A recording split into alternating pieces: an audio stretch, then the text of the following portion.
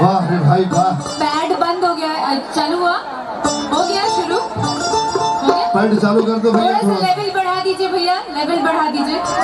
हाँ जी, तो यहाँ कितने लोग कॉलेज से हैं? सबके हमार कसम बात, सब सच बुढ़िया लोग।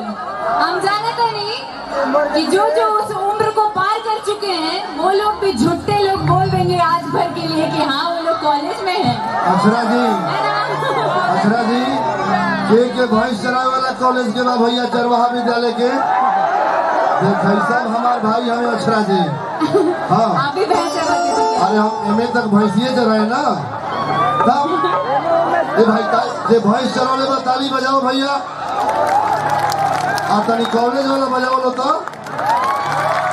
वाह रे भाई वाह। दोनों ज्यादातर लोग हैं, हाँ ज्यादातर लोग हैं, लेकिन ज्यादातर लोग झूठ भी बोल रहे हैं, ये भी हम जानते हैं। नहीं अक्षरा जी, मनोज मतलब जी कह रहे हैं कि कॉलेज का संख्या ज्यादा है। कॉलेज का